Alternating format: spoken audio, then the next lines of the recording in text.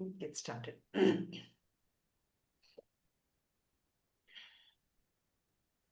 Om.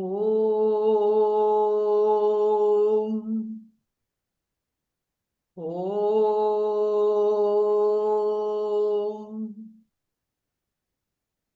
Om. Om Sahana Vavatu Sahanau Bhunaktu Sahaviryam Karavavahai Tejasvinavadhitamastu ma vidvishavahai. Om Shanti Shanti Shanti. So who would like to start the Gita chanting? Yeah, go ahead, Meena. Om Parthaya Pradibodhitam Bhagavata Narayanena Swayam Vyashena Krutitam Purana Munina Matye Mahabharadam Atvaidamrita Varshinim Bhagavadim Ashtadashatyayinim Ambatvam Anushantadami Bhagavad Gita Bhavadvekshinim. नमोऽस्तु व्यासविशालबुद्धे नमस्ते व्यासविशालबुद्धे पुल्लारविन्दायतपत्रनेत्रः येन त्वया भारततैलपूर्णः प्रज्वालितो ज्ञानमय प्रदीपः. You can do the next one too if you want. Yeah. Prapanna parijataya स्तोत्रवेत्रैकपानये ज्ञानमुद्राय कृष्णाय गीतामृतुहे नमः.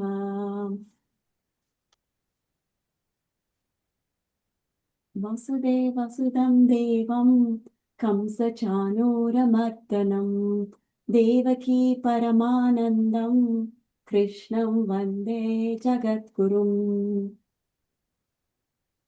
सर्वधर्मान् परित्यज्य मामेकं शरणं व्रज अहं त्वा सर्वपापेभ्यः मोक्षयिष्यामि मा शुचः. Thank you. So we are now on our third session of the 12th chapter, which actually begins with a question by Arjuna, whether Saguna Bhaktas are superior or the Nirguna Bhaktas are superior. What do we mean by Saguna and Nirguna? Saguna basically means or Saguna Dhyanam basically means meditation upon the Lord with various gunas or attributes. Like, for example, even in Vishnu Sahasranam, Megha Shyamam Pita Kausevasam, Srivitsangam, Kausavo Patsitangam, so all these are basically attributes, Megha Shyamam, somebody who's like, the beautiful clouds, so basically, so the idea is Saguna Bhaktas are those people who meditate upon the Lord with various features. And, in Balavihar also, we always say, like, when you pray to Lord Ganesha, and, we give the attributes of Ganesha, somebody who has this big belly, somebody who has this big ears, and somebody who has a trunk. And the whole idea is that each of the attribute of that particular god reminds us or is symbolic of a particular virtue that we want to imbibe within ourselves. So too, Saguna Dhyanam Upasakas are those who actually encompass this attributes of that Lord.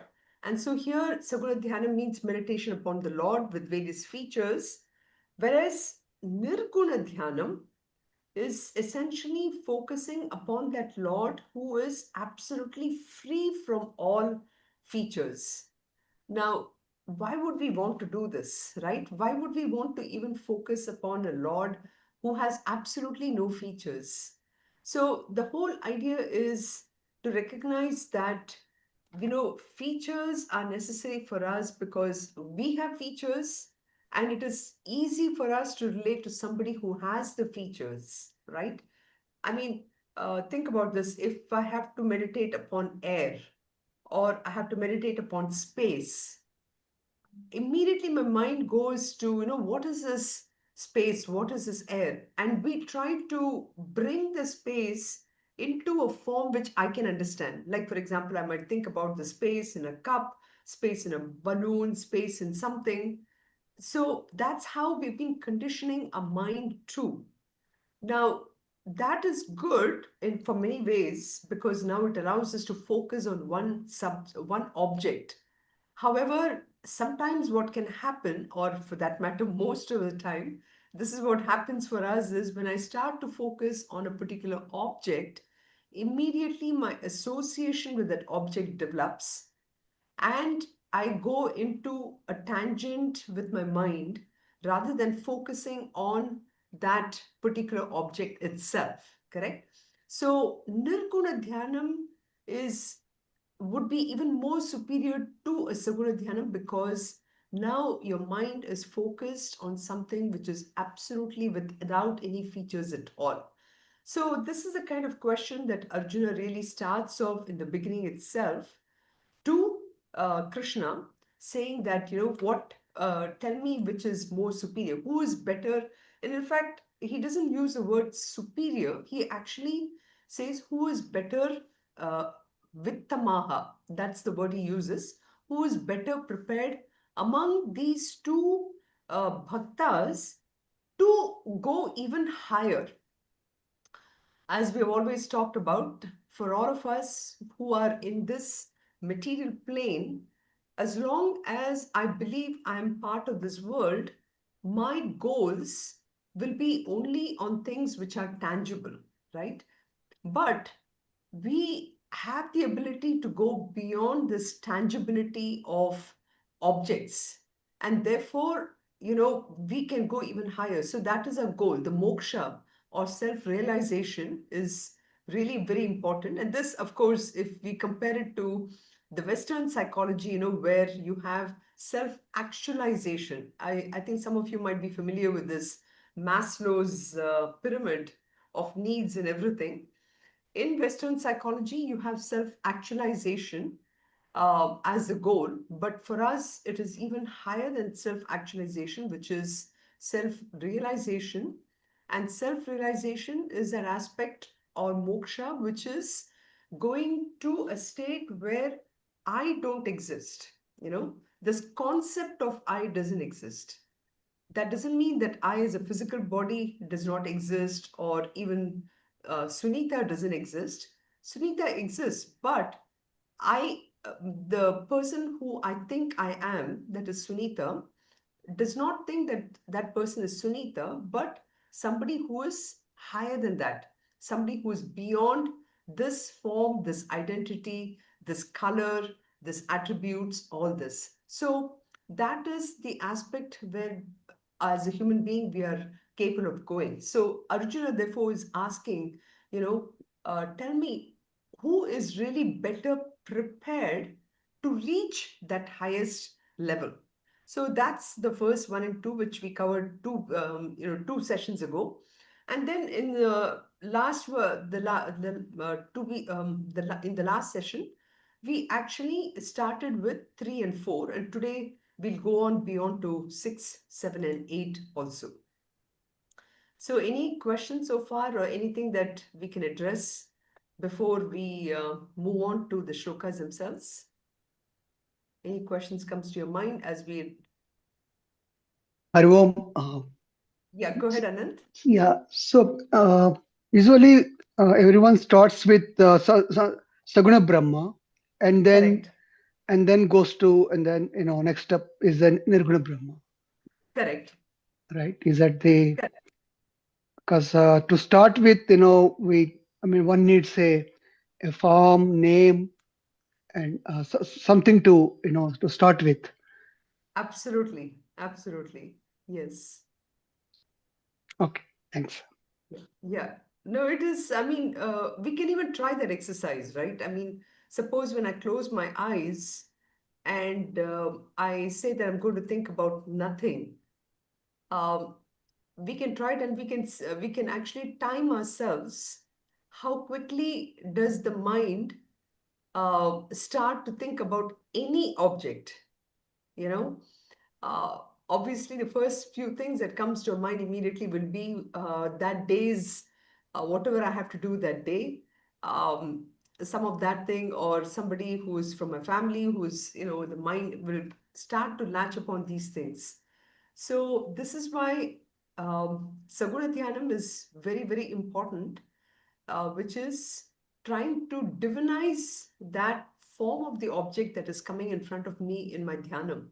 So Nirguna Dhyanam is, yes, very difficult in the beginning. And this is actually in shloka number 7, he talks about it. So Saguna Dhyanam and this one, so we said, that we discussed this. So because Arjuna is asking that question,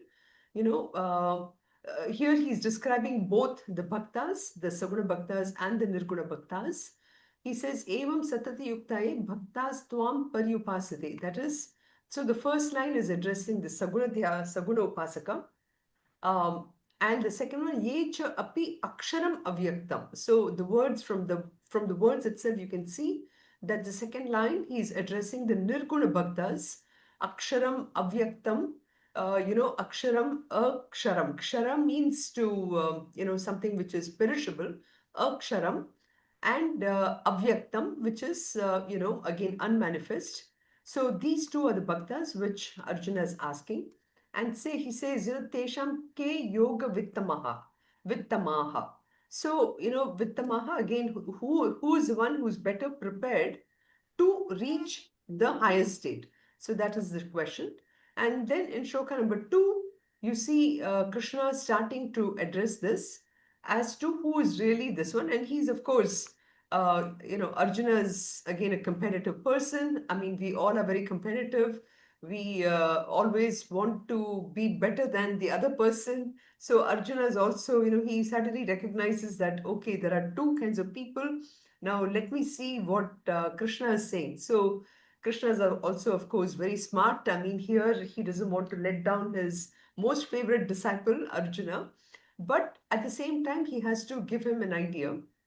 So he says, Maya Veshya Mano Yema Nitya Yukta Upasate Shraddhaya Parayopetaha Teme Yukta Tama Mataha. So he says, fixing mai aveshyam mana eva mam. So those people who are fixed only on me, those who worship me ever steadfast and endowed with supreme faith, they, in my opinion, are the best in yoga, So here he doesn't necessarily, you can see, distinguish between a Nirguna Bhakta or a Saguna Bhakta, because at the end of the day, a Mai Aveshya Manaha, okay? So one can think about Mai Aveshya, so one who is fixed on me, but here he is actually going a little deeper. He's saying Mai Aveshya Manaha, one who is completely merged with me. So that he says, this one, I consider them to be the most, the highest. Okay. And key things like we talked about last time also, Shraddhaya, somebody who has complete faith. It's not an 80-20 rule, or, where, okay, 80% of the time I will, Krishna, I think I believe in you, and all that 20%, I'm not sure. I need to, I need to think about it. I need to really think what you're doing. It's no. It's like either you're completely with me or you're not with me, So Shraddha means that complete faith, which is born out of understanding. Okay, so this is Shraddha faith when compared to blind faith. So blind faith is, somebody tells me I have to do this, I just do it. I don't really, so on the face of it, it may seem like a person who is blind faith or who has Shraddha, both of them are acting the same way. But Shraddha is where the person not only has complete trust, but it is trust born out of understanding. So this is the three qualities which is listed here for any devotee, which he says, first, bring your mind complete to me. And this in chapter 6, there are a lot of techniques which was given, and these techniques, through which you can understand how to really bring that the manaha completely absorbed in him, absorbed in that Lord. So in the initial stages, it happens that we keep our mind on Ishvara for, even if we keep it for, say, I want to say even 2 minutes, even 2 minutes can seem really long, but even if I can keep for 2 minutes, that is really quite an achievement. So that is why he says, let's start with that as the first part. And then second is, I have to be Nitya Yukta, the ability to remain completely engaged in worship without even for a second letting that mind divert itself to anything else. And I remember Usha asking this question: how is that even possible? In day-to-day life, is that really possible? So the only way it can be possible is first starting this first step number one, where I'm sitting quietly and I'm focusing my attention on my Ishta Devata. And then slowly and slowly, I start to see that Ishta Devata in and through everyone I'm interacting in the world. Only then will I be able to do this Nitya Yukta. And I remember Eknath Ishwaran, in one of his books, or even for that matter, his eight steps of meditation, he always says, whenever the mind is not absorbed in a certain action, automatically the mind should have a kind of a japa going on at the back of your mind, you know. So when that happens, that japa happens, and automatically the mind is remembering the Lord all the time. And I remember Sharda Aunty also saying about how, when Gurudev, even when he's sitting in a train station in the middle of the night, waiting for a train or whatever, his hand is always on that japamala, and he's always doing japa.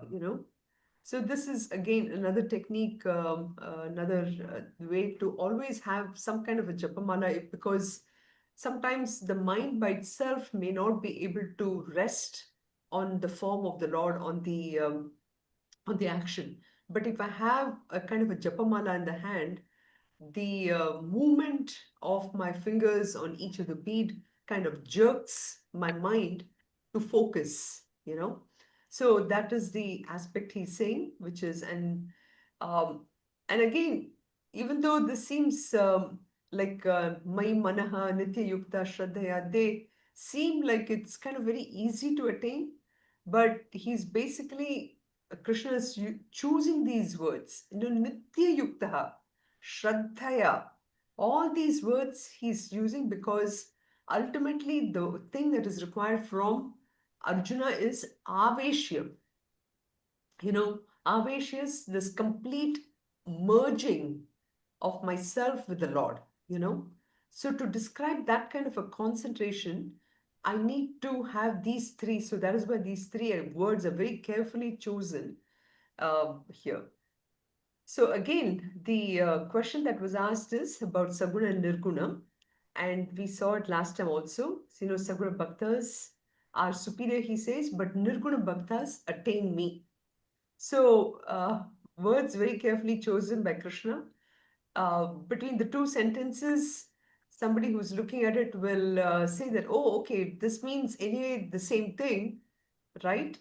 And yes and no, they do mean the same thing in the sense that both of them are equally important for Lord Krishna, but one is still, waiting at the door, uh, waiting at the door. So Saguna Bhaktas are still the people who are working hard to come all the way up to the door, whereas Nirguna Bhaktas have gone through the door and have already merged with the Lord.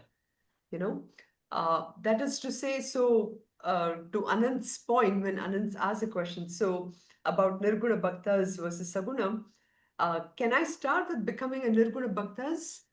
I mean, it is almost impossible because, like I said, we live in a world of names and forms and colors. I should be able to understand that these names and forms and colors are nothing but an illusion which is tantalizing my mind, and I need to go beyond this.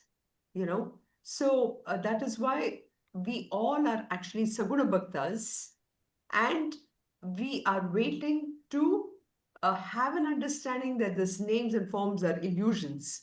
We all can say as much as we can that these names and forms are illusions, but until and unless I myself am able to experience that it is an illusion, I will never really go forward, right? So that is why he says those three things. So, having said that, now having established, or rather, Krishna establishes the question for Arjuna, saying that both are equally important. Now we will see what are the types of sadhanas that are prescribed for a Nirguna Bhakta and a Saguna Bhakta. And of course, we can take a step by step approach from bottom to high. But Krishna always chooses coming from top to the top down approach. So, first, we will see the sadhanas which are prescribed for Nirguna Bhaktas. Okay. So I think we chanted last time, but I will just chant it as in the prose order. So ye tvaksharam anirdeshyam avyaktam paryupasate sarvatra sarvatra gamachintyam cha kutastam achalam dhruvam. So here he's giving, there are essentially, and then the next one also, they both go together because they both are the sadhanas for a Nirguna Upasaka. Sanniyam Indriya Gramam Sarvatra Sama Buddhayaha Te Prapnuvanti Mameva Sarva Bhuta Hite Rathaha. So, between these two verses, you will see there are about 11 uh, technical terms that are used. And looking at this, it's like, climbing Mount Everest or something, quite daunting actually.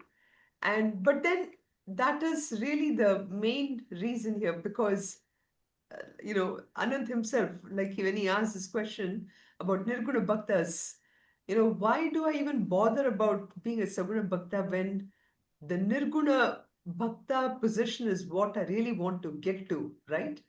But the idea again is to push ourselves to giving this highest form here. Okay, so let's look at them a little more closely. So we see that in, one second, what did I do? Shloka number 3. Yeah. So in shloka number 3, he says, Ye tvaksharam anidvesham avyaktam paryupasate sarvatra gamachintyam cha kutastam achalam dhruvam. So those who want the aksharam imperishable, anirdeshyam, which is desha. Desha basically means direction, right? So here it is totally indefinable. Brahman is something which doesn't have any of the directions. Brahman is not something which is perishable. And then avyaktam, which is unmanifest. Paryupasate, sarvatra gama. I think there's a mistake there. It's sarvatra gama. So who's all pervading, achintyam, and kutastam, which is unchangeable, achalam, immovable, and of course, eternal, dhruvam. So all these words to describe that ultimate reality itself. So he's saying, all these, the Nirguna worshippers are ones who are doing dhyanam. So this is literally the highest form, in for a Nirguna Upasaka, the type of sadhanas are Shravanam, Mananam, and Nididhyasanam. And this is the Nididhyasanam, the ultimate form of meditation, where one is meditating upon these words. Okay, so it's almost like when I'm meditating upon this, I have to first think about, okay, let's take this word aksharam. Okay, for Aksharam, first I have to think about all the objects that are perishable. Okay. So all only those objects that are perishable which have a finite birth and an end time. Correct? A birth and death. So those are the ones which are perishable. Now I have to think about something which is imperishable. What can that be? You know, the closest that we can think about is possibly maybe water, maybe earth, maybe air, you know, to that. So even these actually have some form, right? Water has a form. Water has the three states: physical, liquid, and the vapor state. So so you can imagine how difficult it is. So imperishable. Then anirdeshim, I have to define all the directions and then say, this is not, you know. Neti, it's almost using that neti principle. And then avyaktam or unmanifest, which is, you know, going beyond the manifestation state. So, so this is the thing. And then coming to shloka number 4, you know, where again, um, Sanniyam Indriya Gramam Sarvatra Samabuddhayah Te Prapnuvanti Mameva Sarvabhuta Hite Rataha. So, Sanniyam, you know, so somebody who has restrained all their Indriyas, okay, having restrained all these senses, then Sarvatra Samabuddhayah. So, such a person, such a Nirguna Upasaka is completely balanced. Again, a beautiful sadhana for all of us to see, you know, am I leading a balanced life? Today, of course, we are very focused upon balance in terms of our sleep habits, our diet habits, our exercise habits. But do we also do the same kind of monitoring of ourselves on how am I living in this world? You know, have I been completely balanced at my workplace with my work situations? Or was I balanced with my, say, the lawn mower? I mean, the person who's coming to do my lawn in the house, or, you know, my maid who's coming. So many, or even when I'm driving, you know, was I balanced with regard to how I was facing the motorists on the road? You know, so Samabuddhaya have balanced intellect. So these things, it's not as if I'm consciously practicing it, but it needs to be part of my psyche, right? Part of my personality. So Samabuddhaya, then prapnuvanti mam eva sarvabhuta hite rataha. Another beautiful word, actually, we use this for our quality also. Somebody who rejoices in the welfare of all. We were doing leadership qualities from Bhagavad Gita, and this was one of the things that we used. That is where a leader is one who is always so happy and in the welfare of, you know, his team, his or her team, and his or her company, you know, whatever organization they are part of, constantly always happy. So you see such beautiful words which he has brought out here. Okay, so 3 and 4 are Nirguna Upasaka Bhakta Patyam. Now, Krishna is, you know, reminding Arjuna that, you know, okay, having explained all this, this is not a very easy path.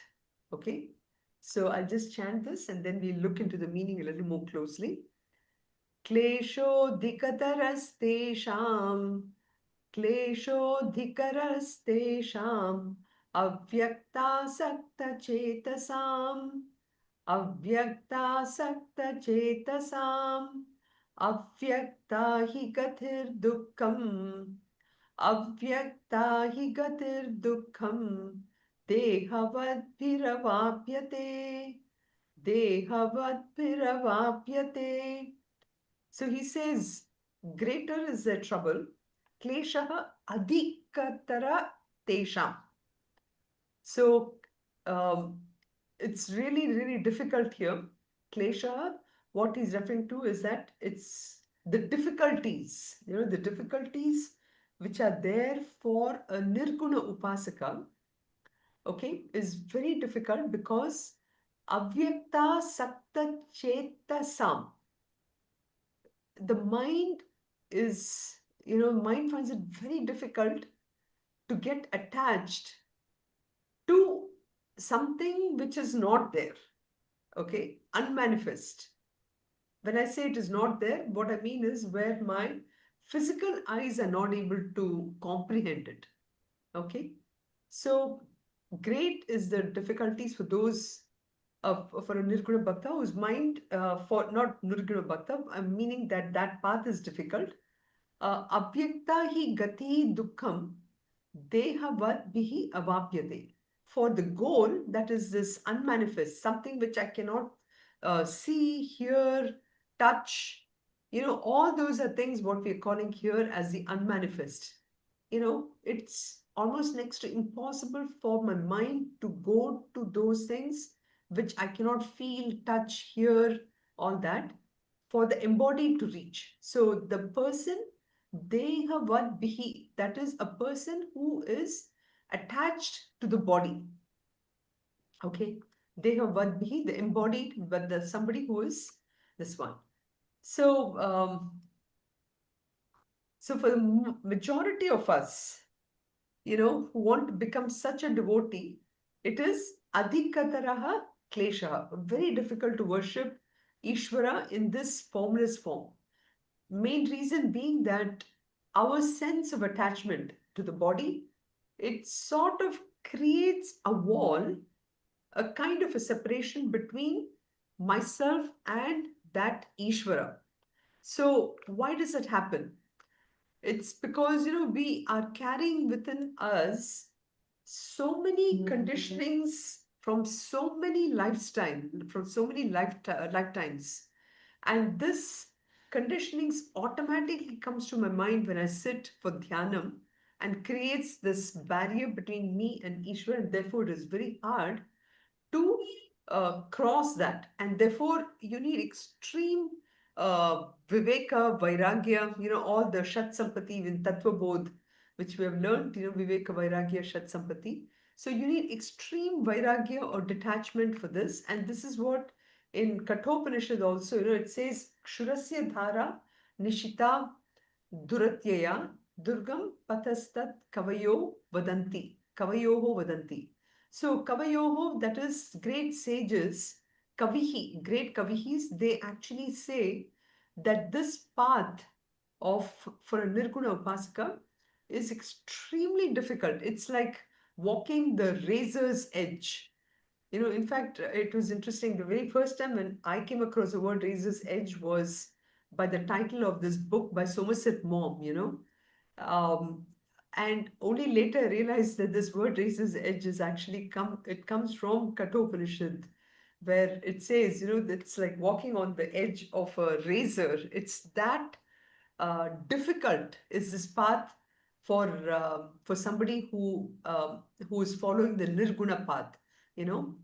So literally it is the path of the Jnana Yoga, you know, and this is extremely difficult because the Ishvara in a formless form is really not available for us. It sounds it's like a cliche. I mean, what do you mean by not available? Because the availability itself, is defined by how we look at things. When we look at some things with our eyes and everything, only then we say that, oh, this has become now available for my comprehension, right? But the very fact that this is not available directly for my eyes is kind of very difficult. It's very difficult to conceive of an kind of an of Brahman whom we cannot objectify, right? And we cannot say Brahman is available in this form here, but not in the other form, or Brahman is available only in my own children. or people close to me, but Brahman is not available in the my neighbor who's creating so much of issues from me, you know. So it requires a tremendous amount of detachment from the world in order for me to focus on this path of Nirguna Upasaka. Okay. So, which is why in Tattva Bodh, it starts off with the qualifications like Viveka, Vairagya, Shat Sampati. And so this Jnana Yoga is kind of very difficult path to go. Of course, the Jnana Yoga itself is, the higher of the paths because we have to go through the Karma Yoga and then the second part, which is Bhakti Yoga, which is what the second part of Bhagavad Gita, which we're going through, so all these things are necessary for us. Sorry, I think I meant, yeah.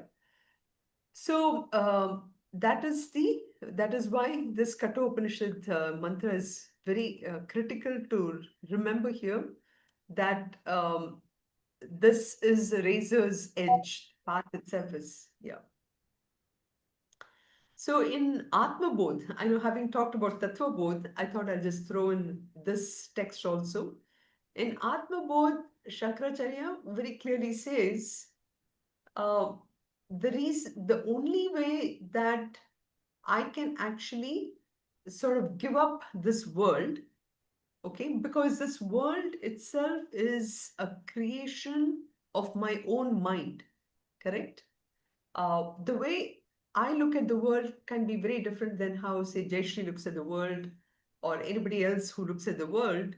So that perception on how I look at the world is an illusion created by my own mind, and that illusion itself has been created based upon my own past impressions and everything.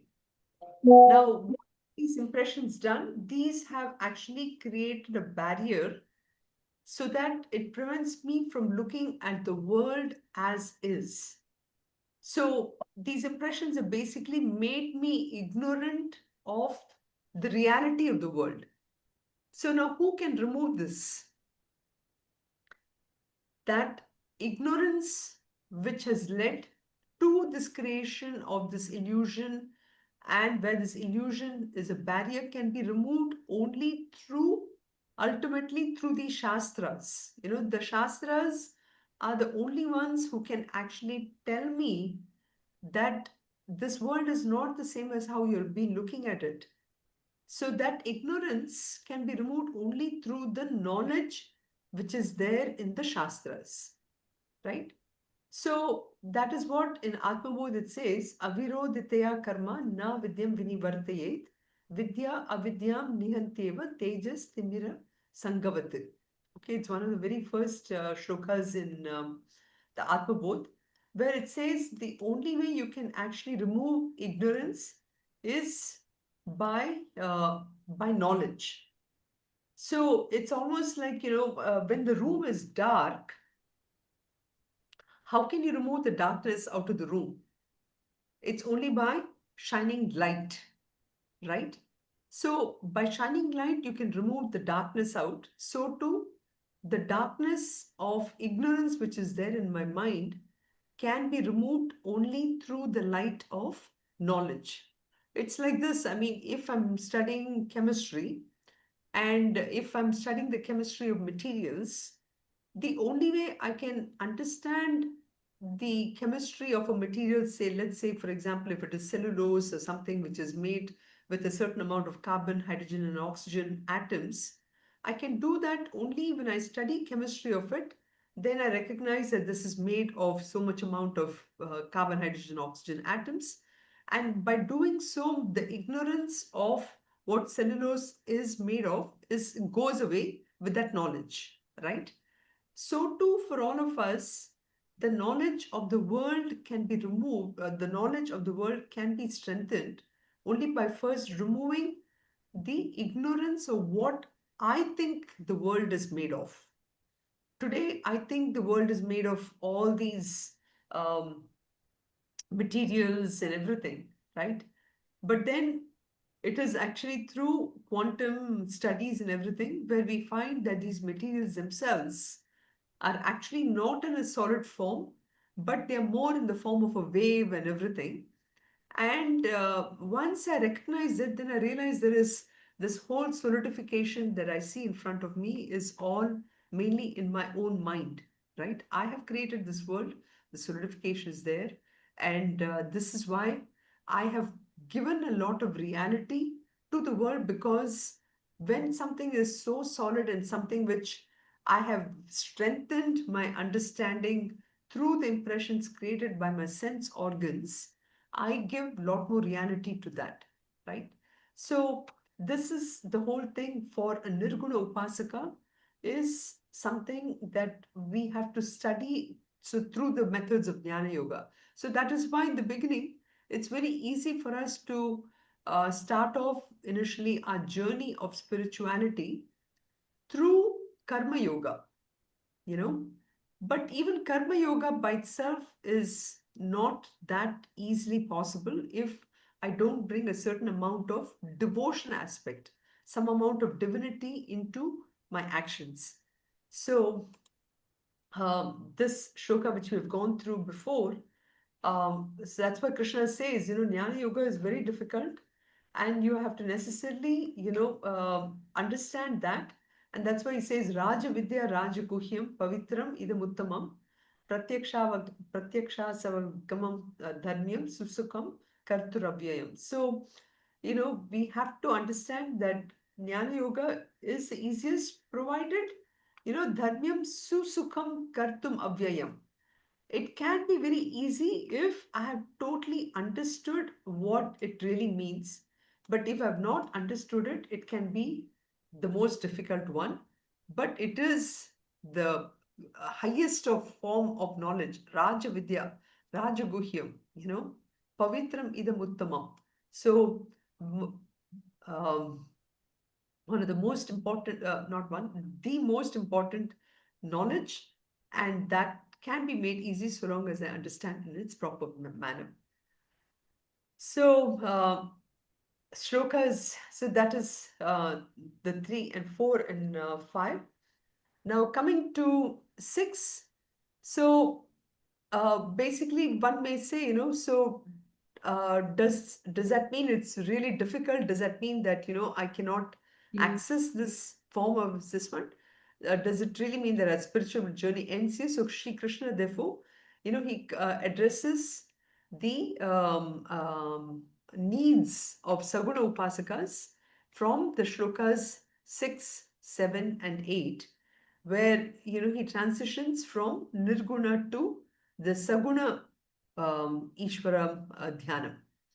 So he's basically having given us that highest form of really the meditation and highest form in which we can lead to, which is focus on the formless Ishvara. Now he's coming down, say, one step lower, literally coming from, say, the sixth step. Now he's, or from the fifth step. If you remember the various steps we talked about maybe 3 sessions ago, where we broke karma, upasana, and jnana yoga into almost like 5 steps. And so from the fifth step, he's coming down to the fourth. And now we are going to be looking at how the Saguna Upasaka um, methods here. So let's chant this. 6 and 7, they go together. Ye tu sarvani karmani, ye tu sarvani karmani, mai sanyasya matparaha, mai sanyasya matparaha, ananyenaiva yogena, ananyenaiva yogena, mam dhyayanta upasate. मां ध्यायन्त उपासते तेषामहं समुद्धर्ता तेषामहं समुद्धर्ता मृत्युसंसारसागरात् मृत्युसंसारसागरात् भवामि न चिरात् Partha Bhavami nachirat partha Mayyaveshita chetasam Mayyaveshita chetasam.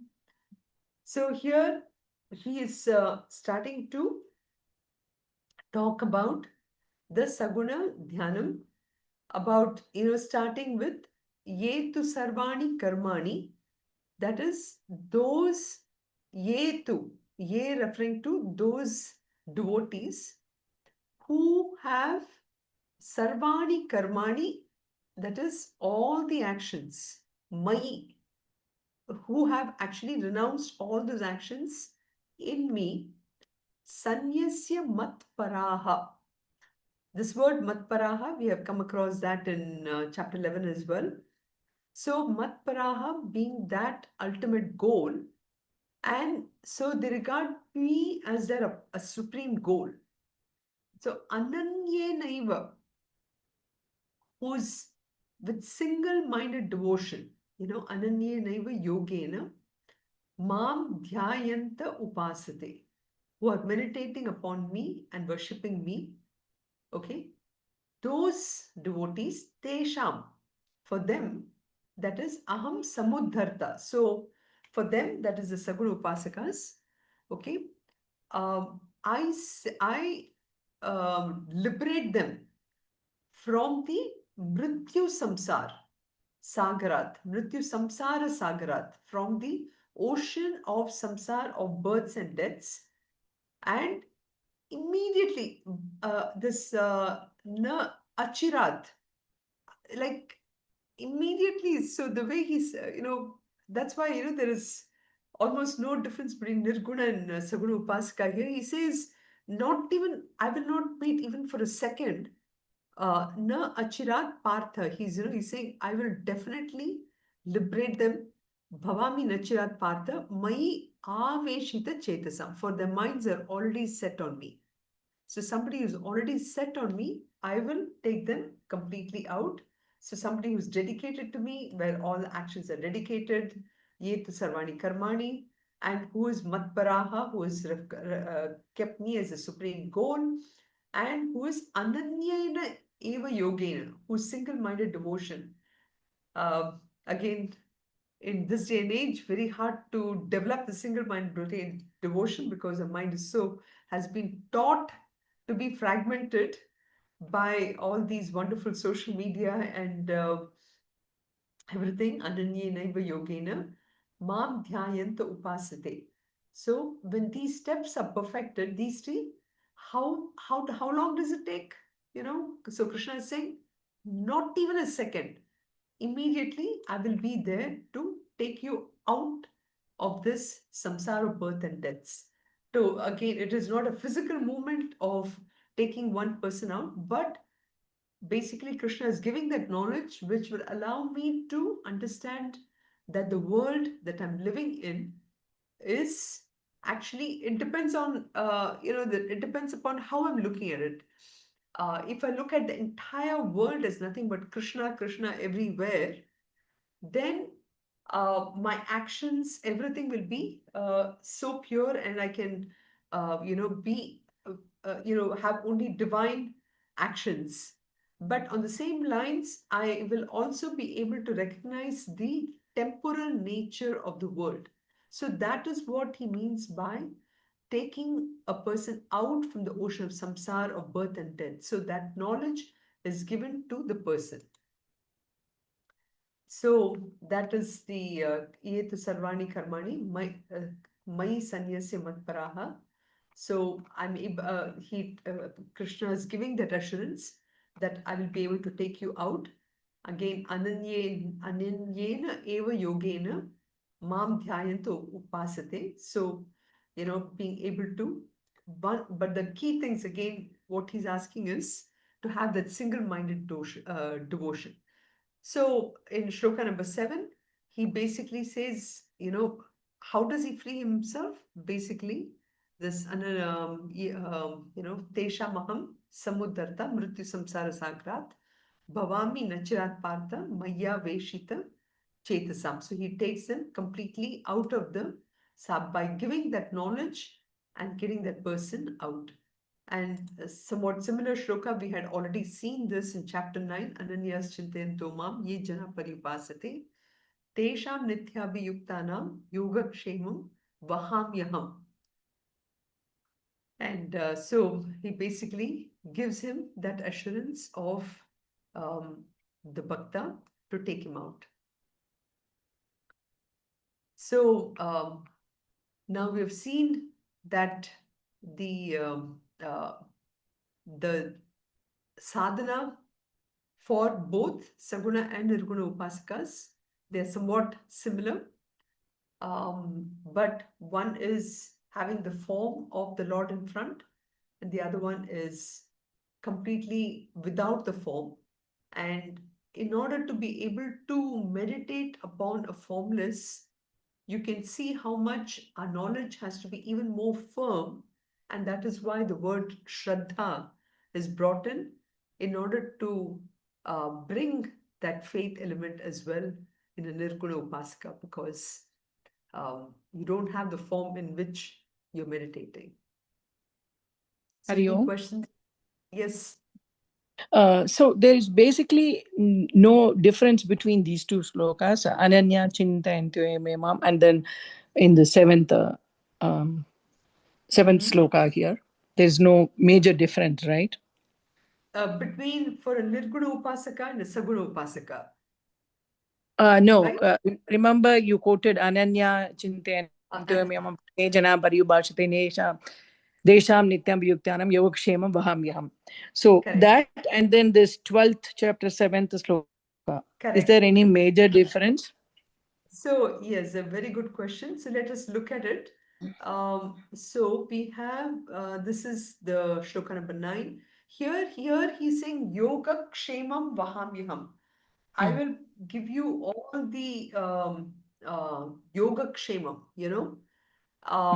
the prosperity and everything. In here he is saying is that this is more of a bhakti shloka. So here he says Ananyena eva yogena mam dhyayanta upasate. Okay, here you're meditating upon me and completely is what because Arjuna's question is what is the difference between the two upasakas? Okay. So the So other sloka, he says, if you surrender to me, I take care of your yoga kshema. correct. This is Correct. more of a bhakti. Okay, I understand now. Okay. Correct. So here there is an element of phalam that is given to the devotee when the person is completely focused on that Lord. Bhakti. Yeah. Yeah. Okay. Thank you so much. It is actually quite an exercise, Meena, to be able to keep going to the previous chapters and then connecting them and seeing, what is the difference between what they're saying in the different chapters. And uh, It I've looks just like started doing everything the is the same. exercise. It looks like, first I thought it was just the same. But when you try to explain now I can really understand. Right. They look same, but they're different. Yeah. Yeah. And I don't know whether you remember when we did the shloka, we also talked about that story of um, the right. I have to go. I'll pull that story out for next week. This writer was writing the commentary on the shloka, and instead of saying Vahamyaham, he said, "No, the how notes that I have is thinking of none other than me, those who worship me alone, and those who are self-controlled. I take care of their bodily requirements. That's what correct, you told me. correct." No, but there's a very beautiful story that we talked about that time. Mm. It's so there was this writer who was, saying that Krishna would never say something that, I will take care of you. Mm. He will never say something in an ego way or whatever. So he Mm. changes the word Vahamyaham to something else. So immediately that day, what happens is, and he's a very poor writer. And so that evening, what happens is Krishna actually comes in the form of a small boy Based, and would have a scar on him. yes. And that scar on him was because this writer in his book had made a mark or where he had scratched Vahamyaham. So that scratch was seen in the boy, and then the writer realizes that he cannot change something which Krishna himself has said in Bhagavad Gita. It's a very powerful story. I'll try to remember the whole thing. Some of the I'm not able to bring that whole. I'm not able to remember that, but It was a beautiful story you explained. I remember that, Sunita ji. yes, Yeah, yeah, little kid, I they don't have any food, and um, correct, exactly, wife will exactly, say, "What did you do to this little boy? Why did you do this to him?" And he had a scratch on his forehead and all that, right? Yeah. correct, correct. He changes his word Vaham Yaham.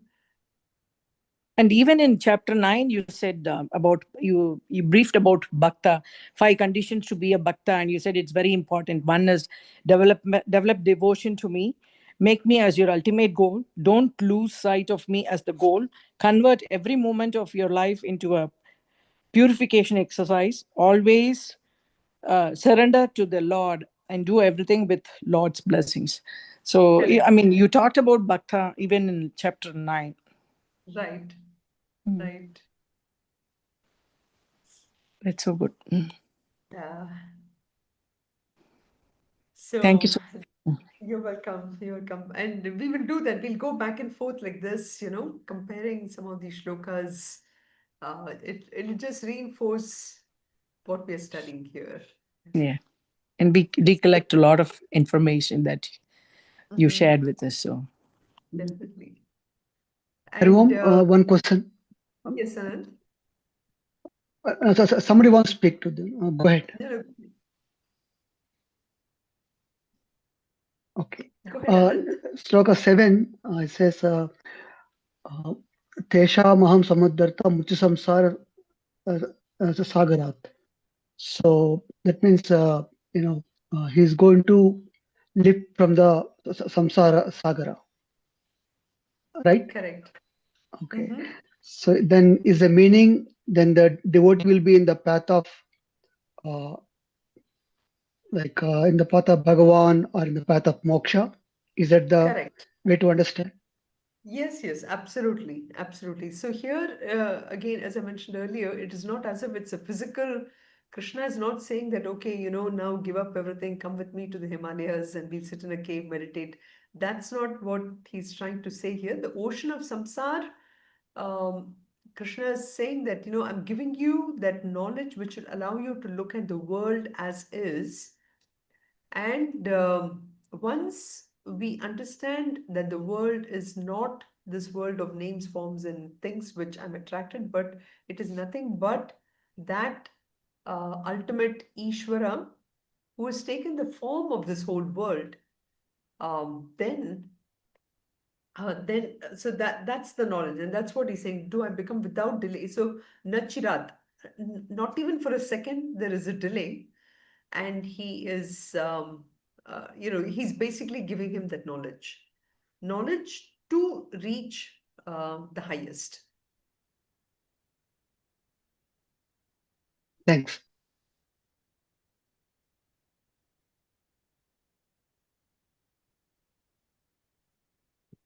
So next week we'll move on to the shlokas 8 through 12, which is again he starts off from the highest level, which is dhyana yoga, then different ways, abhyasa yoga, vachika sadhanas, and then karma yoga.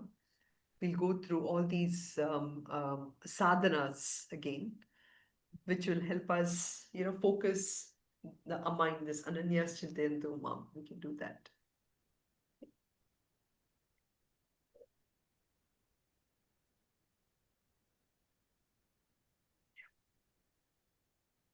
सर्वे भवन्तु सुखिनः सर्वे सन्तु निरामयाः सर्वे भद्राणि पश्यन्तु मा कश्चित् दुःखभाग् भवेत् Om Shanti Shanti Shanti. Om Purnamadav Purnamidam Purnat Purnamudachyate Purnasya Purnamadaya Purnameva Vashishyate. Om Shanti Shanti Shanti. Harihi Om Shri Gurubhyo Namaha. Harihi Om.